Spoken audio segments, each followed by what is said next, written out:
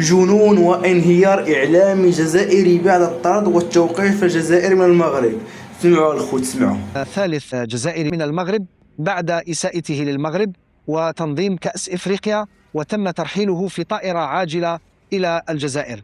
بصراحة لم يكن عليه أن يسيء للمغرب لأنهم نجحوا في تنظيم كأس إفريقيا بنجاح. الجمهور هذاك اللي قطع الفلوس راه شدوه، هذوك الجماهير اللي قطعوا لنا الفلوس شدوهم هذوك. يعني وهذاك عاود اللي شدوه راه اليوم فات المحكمه، راه ما عرفتش غادي يديروا معاه، يعني كيفاش غادي يوصلها وفين تفك حريرته. يعني راه هنا شكون اللي خلى هذا الشيء كامل يوقع، هذا الشيء هذا كامل يوقع. وكاين حتى فتحوا تحقيق قبل ما غادي نحكي على الحق اش غادي يوقع، خلى هذا الشيء يوقع. كاين حتى فتحوا تحقيق على ايتو صامويل كان دار واحد التصرفات صبيانيه ديال واحد مريض، فتحوا عليه تحقيق في الملعب ديال مولاي عبد الله بالبدايه ديال لي ماتش، بدا يدير تصرفات في البدايه ديال لي ماتش. جا واحد قال له عدل روحك واسكت، ثم راك كاع شفتوا الفيديو. المهم ايتو صامويل تفتح عليه تحقيق، غادي تكون عنده عقوبات ماليه ولا عقوبات انضباطيه.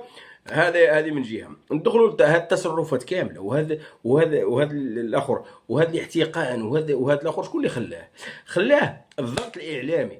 من يكون عندك ضغط اعلامي سلبي يؤدي الى انفجارات في الجمهور، انفجارات في اللعابه، انفجارات في كل شيء. الضغط الاعلامي كيفاش كان سلبي؟ اول حاجه مشى كمال مهوي للمغرب، سب المغرب، سب الملك، سب القجع، سب ما خلى حتى واحد. هذا جا، هذا هو اللي بدا، هذا هو راس اللفعه، وهذا هو اللي بدا الفتنه.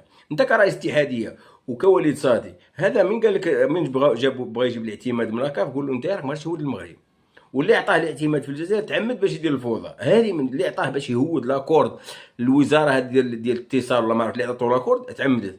جاو موراها كوماساو في النباشيات، مشاو الكادر هذاك اللي كان فيه محمد السادس، الله يشافيه من هذا المنبر هذا، الله يشافيه ان شاء الله باذن الله. هذاك الكادر عاود مشاو له خدشوا فيه. هذا كلشي نقول لكم حقيقه، هذا خدشوا فيه.